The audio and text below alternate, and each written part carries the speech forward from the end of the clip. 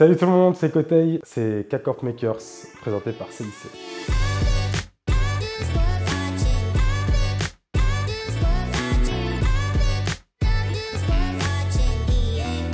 Chaque année, on essaie de se remettre en question selon nos résultats. L'année dernière, une des lacunes qu'on avait vis-à-vis de nos rosters qu'on avait identifié, c'était le manque d'accompagnement au niveau de la performance, le manque de coach, on va dire, au global du club. Donc on a créé un truc un peu singulier au club qui est un pôle performance qui est chapeauté par une personne. Et du coup, l'idée, c'est que les différents perf coachs, ils ont chacun leur spécificité, mais ils sont tous attribués à une équipe et qui bossent ensemble pour essayer de se compléter les uns les autres et surtout de step up les uns les autres. C'est un peu comme si on avait une équipe au sein de nos différentes équipes. C'est un peu le gros changement de cette année et l'idée, c'est que du coup, on développe petit à petit des talents dans cette partie-là qui, eux, vont nous aider à développer nos talents en tant que joueurs ou staff. Le pôle performance, ils accompagnent les joueurs à la fois sur le mental, le physique, la nutrition, tout ce qui a trait à la performance en soi.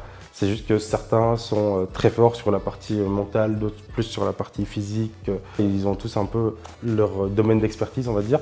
L'idée, c'est qu'ils accompagnent chacun les équipes dans la performance dans sa globalité. Pour ceux qui ne connaissent pas, c'est une période à laquelle très souvent les contrats se terminent, ou en tout cas le marché de transfert est ouvert. Et à cette période-là, soit tu peux aller démarcher des joueurs qui sont déjà sous contrat, et donc il faut contacter une équipe, parfois payer un buy-out, donc un frais de transfert auprès du club adverse. Selon les jeux, c'est des périodes totalement différentes. Dans certains jeux, c'est, on va dire, la période la plus connue, c'est la période début octobre jusqu'à décembre, qui est la période en général pour League of Legends, Valorant et Rocket League. C'est une période dans laquelle tu peux faire des try-outs, donc c'est des essais. Tu contactes des joueurs pour venir tenter de rejoindre l'équipe, donc ça te permet de tester le joueur en temps réel.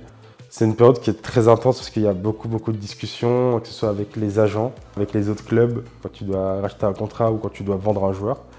Et la discussion avec les joueurs directement et les coachs. T'as pas envie de recruter un joueur qui vient pour les mauvaises raisons et qui vient juste parce qu'il va avoir de la visibilité. Après, c'est sûr qu'à offre égale, la K-Corp est toujours plus attractive. Mais on doit aussi faire en sorte que les joueurs ou joueuses qu'on recrute sont compatibles avec cette pression supplémentaire que tu vas avoir de jouer pour le club. Un exemple concret de ce qu'on avait fait par rapport à ça, c'était Caliste, qu'on avait try-out en online et puis qu'on avait ramené aux locaux sur 2 journées avec Kamel et moi qui étaient présents dans la pièce pour voir si ce petit 16 ans il allait moins bien jouer parce qu'il était sur place et qu'on était dans la pièce en train de regarder le scrim. Le développement de talent, ça a toujours été important pour nous. Depuis nos premières équipes, nos premiers jeux, et que ce soit Darker quand on l'a pris au début, et après, pour donner un exemple plus concret, il y avait Adam qu'on avait en Div 2, qu'on avait gardé en LFL, ou quand on arrivait en LFL avec Adam, les gens étaient en mode mais Adam, 16 ans, le petit toxique de solo queue, vous voulez le foutre en LFL, vous êtes fou, etc. Mais nous, on a toujours voulu développer et accompagner des talents. C'est pareil avec Réa et Striker à l'époque qu'on a directement gardé dans notre staff.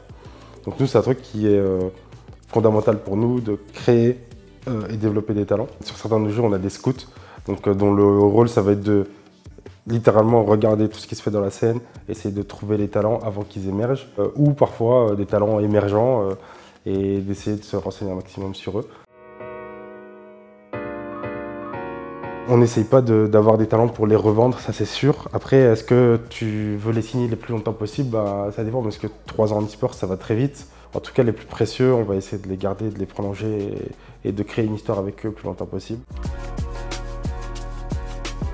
Clairement, notre but avec les joueurs et les joueuses, c'est que quand elles arrivent à la K-Corp, ces personnes puissent se développer en tant que marque à elles-mêmes.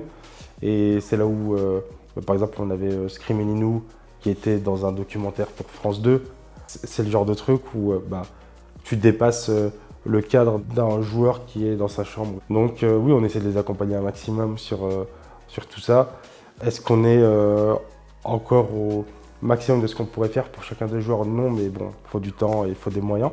Aujourd'hui, ce qu'on voit, c'est que quand tu passes au club, très souvent il y a un avant-après.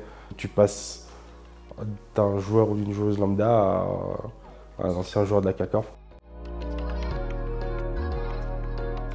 On a essayé dès le début de faire en sorte que les équipes elles soient proches les unes des autres, que ce soit quand il y a eu les KCX où elles avaient tendance à se rencontrer, mais aussi on essayait de créer un moyen où les différentes équipes et les différents joueurs du club essayent de se connaître déjà. Ouais, c'est avoir cet esprit un peu de famille où tout le monde est intéressé par ce que font les autres et tout le monde essaie de se soutenir quand ça va pas ou juste de se féliciter quand tout va bien, etc. Très vite, il y avait des bootcamps qui se superposaient, donc les joueurs et les joueuses se croisaient. Puis des fois, on faisait des restos avec plusieurs équipes ou autres. Et c'est un truc qui peut faire peur au début parce que tu passes de 3 équipes, 10 personnes et tout, à de plus en plus de monde qui, en tant que joueur et joueuse ou staff, on a vraiment beaucoup de monde, mais même en tant qu'employé, on a de plus en plus de personnes qui travaillent au sein du club. Et réussir à garder ce côté-là où il y a quand même cet esprit qui reste le même, et ça, c'est un truc important. Ouais. Donc, c'est un travail tous les jours d'essayer de garder ça, mais assez fier qu'on arrive à garder ce côté-là.